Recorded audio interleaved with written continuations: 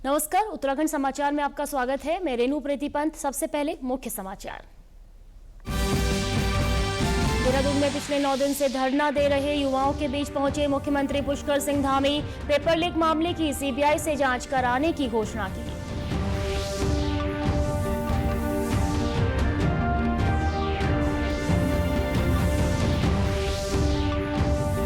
हरिद्वार में राज्यपाल गुरमीत सिंह ने पंचकर्म कार्यशाला का किया उद्घाटन। आयुर्वेद को बताया असाध्य रोगों का समाधान। कहा, युवाओं के जोश को अर्थव्यवस्था से मिलाने पर दिया जोर।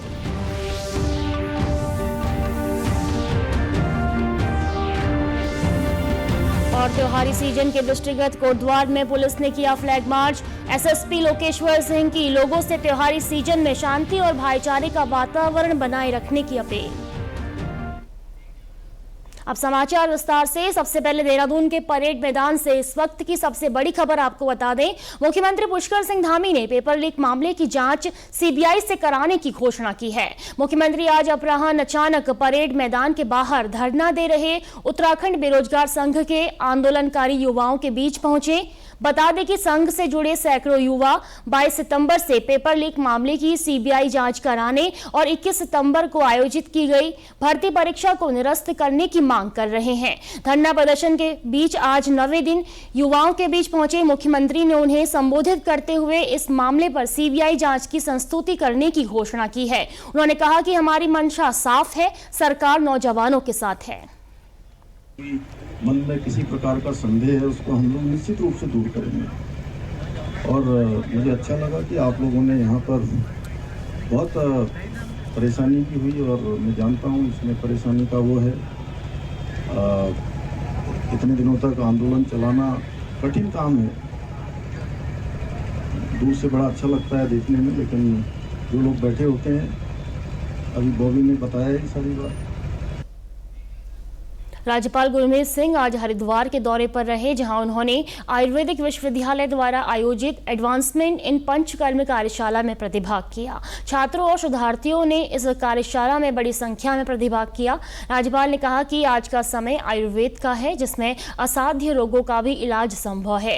राज्यपाल गुरमीत सिंह ने प्रदेश में सड़कों पर रहे युवाओं के लिए एक संदेश देते हुए कहा कि उन्हें लगता है कि हमारे प्रदेश का युवा दुनिया में सबसे अलग है। आज के समय में जरूरत है कि युवाओं के जोश और पैशन को अर्थव्यवस्था के साथ मिलाया जाए। हमारे युवा आने वाले समय में अर्थव्यवस्था और दूसरी सकारात्मक चीजों में अच्छा काम करेंगे। हमारे राष्ट्र का, हमारे प्रदेश का जो युवा है पूरी दुनिया में सबसे अलग है। मैं तो अक्सर ये बोलता हूँ कि हमारे उत्तराखंड की महिलाएं, हमारी बेटियां, हमारे युवा सबसे अलग हैं। एक बात पक्की है, ये युवा, इनके अंदर में जो शक्ति है, ऊर्जा है, इसको हमको किस प्रकार से जॉब्स के साथ में, किस तरीके से व्यवसाय के साथ में, किस प्रकार हम उनकी पैशन को अपने अर्थव्यवस्था के साथ मिलाएं, वो एक ज़रूरत है। वहीं आचार्य बालकृष्णन ने कहा कि उत्तराखंड आयुष प्रदेश है। यहाँ से जो भी योग और पंचकर्म आदि का कार्य होगा, उसका प्रभाव पूरे विश्व में पड़ेगा। आज आयुर्वेद भारत में घर घर पहुंच चुका है, वहीं पंचकर्म का भी प्रभाव पूरे विश्व में बढ़ रहा है। लोग योग, आयुर्वेद और पंचकर्म से शरीर पर पड़ने वाले सकारात्मक प्रभावों को मानने लगे हैं। पूरा विश्व भी इसके सकारात्मक प्रभावों को लेकर अब इसे अपनाने लगा है। उत्तराखंड आयुष प्रदेश है। यहाँ से आयुर्वेद को लेकर के, आयुर्वेद की परंपरा को लेकर के जो भी कार्य होगा वह विश्व के स्तर पर उसका प्रभाव पड़ेगा। तो ये पंचकर्मा का जो कॉन्फ्रेंस है उसी दिशा में एक प्रयास है। त्योहारी सीजन में सुरक्षा व कानून व्यवस्था के दृष्टिगत पौड़ी जिले के कोटद्वार क्षेत्र में पुलिस ने फ्लैग मार्च किया। एसएसपी और सीओ के नेतृत्व में दशहरा, दीपावली व अन्य पर्वों पर शांति व्यवस्था बनाए रखने के लिए कोटद्वार बाजार, बस अड्डा, झंडा चौक समेत तमाम भीड़भाड़ वाले क्षेत्रों में यह फ्लैग मार्च निकाला गया। फ्लैग मार्च में पुलिस के पैदल व वाहन सवार दस्तों ने हिस्सा लिया। पौड़ी के एसएसपी लोकेश्वर सिंह ने बताया कि जिले में किसी भी प्रकार की अवांछित गतिविधि को बर्दाश्त नहीं किया जाएगा। सभी को त्योहारी सीजन में शांति और भाईचारे का वातावरण बनाए रखना होगा। यदि कहीं भी अराजकता या संदिग्ध गतिविधि दिखाई दे तो इसकी सूचना तत्काल पुलिस को दी जानी चाहिए। मुख्यमंत्री पुष्कर सिंह धामी ने आज मुख्यमंत्री कैंप कार्यालय से डॉक्टर भीमराव अंबेडकर समाज कल्याण बहुउद्देशीय शिविर रथ को हरी झंडी दिखाकर रवाना किया। मुख्यमंत्री ने कहा कि यह रथ 125 दिनों तक राज्य के विभिन्न ग्रामीण क्षेत्रों में 240 बहुउद्देशीय शिविरों के माध्यम से गरीब, जरूरतमंद और वंचित वर्ग के लोगों तक केंद्र और राज्य सरकार की कल्याणकारी योजनाओं का लाभ पहुंचाएगा।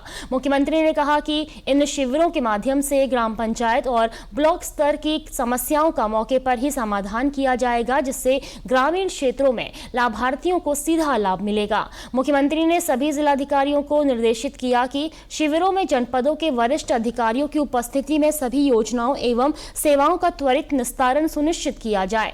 इस अवसर पर समाज कल्याण अनुश्रवण समिति के उपाध्यक्ष देशराज कर्णवाल, माटी कला बोर्ड के उपाध्यक्ष शोभाराम प्रजापति, पूर्व विधायक कुंवर प्रणव चैंपियन सहित अन्य जनप्रतिनिधि उपस्थित रहे। पूरे देश में 17 सितंबर से 2 अक्टूबर तक स्वच्छता पखवाड़ा मनाया जा रहा है। अल्मोड़ा की पर्यटन नगरी रानीखेत में छावनी परिषद के द्वारा स्वच्छता सेवा पखवाड़ा, इसके अंतर्गत विशेष स्वच्छता अभियान चलाया जा रहा है, जिसमें चौबटिया को डस्टबिन फ्री जोन बना दिया गया है। चौबटिया बाजार से कूड़ादान हटा दिए गए हैं, जिससे कूड़ादान के आसपास फैली गंदगी से निजात मिल रही है। इसके साथ ही बंदर और अन्य जानवर कूड़ेदान से कूड़ा फैला दिया करते थे, उससे भी जनता को निजात मिली है। छावनी परिषद के कर्मचारियों द्वारा घर घर जाकर कूड़ा एकत्र किया जा रहा है। छावनी परिषद के सीईओ कुणाल रोहिला ने कहा कि चौबटिया को गार्बेज फ्री जोन डिक्लेयर किया गया है। क्षेत्र के सारे डस्टबिन हटा दिए गए हैं। रानीखेत में भी डस्टबिन की संख्या कम कर दी गई है और शाम को भी कूड़े का वाहन बाजार में कूड़ा उठाने का काम कर रहा है। 17 सितंबर से 2 अक्टूबर तक रानीखेत कैंटोनमेंट बोर्ड जो है स्वच्छता पखवाड़ा मना रहा है। तो इसके अंतर्गत हमने कुछ अपने लिए टारगेट सेट किए हैं। इसमें सबसे पहला टारगेट ये था कि हमने चौबटिया को गार्बेज फ्री जोन डिक्लेयर किया है। इसमें सारे डस्टबिन वहाँ से हटा लिए गए हैं। 100% डोर टू डोर कवरेज है। अब सब लोगों के घर से ही कूड़ा एकत्र किया जाता है। तो जो आप कूड़े के ढेर वगैरह जो थे वो अब नहीं होंगे। जंगली जानवरों से भी इससे जो है राहत मिलेगी। इसके अलावा मार्केट में हमने काफ़ी पॉइंट्स आइडेंटिफाई किए हैं। छावनी परिषद के पूर्व सभासद उमेश पाठक ने चौबटिया को डस्टबिन फ्री जोन बनाने और सफाई व्यवस्था दुरुस्त रखने को लेकर छावनी परिषद कर्मचारियों की सराहना की। उन्होंने कहा कि कैंट के कर्मचारी घर घर जाकर कूड़ा एकत्र कर रहे हैं और इससे जनता भी जागरूक हो रही है। वह अपना कूड़ा अन्यत्र फेंकने की बजाय एकत्र करके रख रहे हैं। कैंट प्रशासन की यह एक अच्छी पहल है। डस्टबिन फ्री जोन बनाने के बाद जाकर के सफाई की व्यवस्था थोड़ा सा जो पुरानी व्यवस्था से अच्छी हो गई है, क्योंकि कूड़ा उठाने वाले घर घर से कूड़ा उठा रहे हैं। उठाने के तत्पश्चात वो उसको यहाँ पर से अन्यत्र स्थान पर ले जा करके वहाँ से फिर वो अपने व्हीकल के द्वारा, कूड़ा गाड़ी के द्वारा उसको रानीखेत ले जा रहे हैं। जो कूड़ादान के पास जो गंदगी फैली रहती थी, बंदर उस कूड़ेदान को खोल करके उसके अंदर की सारी गंदगी को कूड़ेदान के इर्द गिर्द में फैला देते थे और बरसात के मौसम में वहाँ पर और कीचड़ बन जाता था। बागेश्वर में जिलाधिकारी आशीष भटगाई ने जिला खेल कार्यालय परिसर में नवनिर्मित बैडमिंटन कोर्ट का लोकार्पण किया। इस अवसर पर उन्होंने कहा कि खेल संरचनाओं का विकास उभरती प्रतिभाओं को मंच देने की दिशा में एक अहम कदम है। लोकार्पण कार्यक्रम के दौरान जिलाधिकारी ने तिलु रौतेली पुरस्कार से सम्मानित ताइक्वांडो खिलाड़ी अलीशा मनराल, खो-खो बालक एवं बालिका वर्ग में प्रदेश स्तर पर प्रथम स्थान प्राप्त टीमों, बॉक्सिंग और बैडमिंटन के पदक विजेताओं को प्रशस्ति पत्र और प्रतीक चिन्ह देकर सम्मानित किया। जिलाधिकारी ने बच्चों और युवाओं को पढ़ाई के साथ साथ खेलों में भी सक्रिय भागीदारी के लिए प्रेरित किया। कार्यक्रम में जिलाधिकारी ने बच्चों और युवाओं को पढ़ाई के साथ साथ खेलों में भी सक्रिय भागीदारी के लिए प्रेरित किया है। बैडमिंटन हॉल था, उसमें ये मांग चली आ रही थी कि यहाँ पे जो मैट है जहाँ पे बैडमिंटन खेलते हैं बच्चे, उनको चेंज किए जाने की आवश्यकता थी और बैडमिंटन हॉल के रिनोवेशन किए जाने की आवश्यकता थी। तो वही चीज़ आज की गई है। नई यहाँ पर जो मैट्स हैं वो लगी हैं और उसका शुभारंभ यहाँ पर आज किया गया है। साथ ही साथ जो हमारे बच्चे डिस्ट्रिक्ट के जिन्होंने नेशनल लेवल पे अच्छा परफॉर्म किया है बहुत सारे स्पोर्ट्स में, जैसे खो-खो हो गया, बैडमिंटन हो गया, ताइक्वांडो हो गया, तो उन्होंने राष्ट्रीय स्तर पे भी पदक प्राप्त किए हैं, तो उनको भी यहाँ पर सम्मानित किया गया है। वहीं प्रभारी जिला क्रीड़ा अधिकारी गुंजन बाला ने कहा कि खेल विभाग का प्रयास है कि जिले के हर कोने से प्रतिभाओं को पहचान कर उन्हें बेहतर सुविधाएं और प्रशिक्षण दिया जाए। खेल केवल प्रतिस्पर्धा नहीं बल्कि जीवन मूल्यों को सीखने का भी माध्यम है। विभाग आने वाले समय में अधिक से अधिक खेल संरचनाओं और प्रशिक्षण कार्यक्रमों के माध्यम से खिलाड़ियों को सशक्त बनाने के लिए प्रतिबद्ध है। बताना कि हमें इस वर्ष जिला योजना में निर्माण में हमें 44 लाख की धनराशि मिली हुई थी, जिसमें बैडमिंटन कोर्ट का निर्माण और ताइक्वांडो हॉल के विस्तारीकरण का कार्य होना था। और आज हमारा यहाँ पे बैडमिंटन हॉल के 3 कोर्टों का उद्घाटन हुआ है, जो माननीय जिलाधिकारी महोदय के हाथों से यहाँ पे हुआ है, जो कि हमारे बैडमिंटन खिलाड़ियों के लिए एक बहुत अच्छी सुविधा उन्होंने यहाँ पे दी है, ताकि हमारे बच्चे राष्ट्रीय व अंतर्राष्ट्रीय स्तर पर बागेश्वर जनपद का नाम रोशन कर सकें। इसी के साथ अभी तक के समाचार समाप्त हुए। दूरदर्शन समाचारों से जुड़े रहें। मिलते हैं फिर शाम 6:30 बजे के बुलेटिन में। नमस्कार।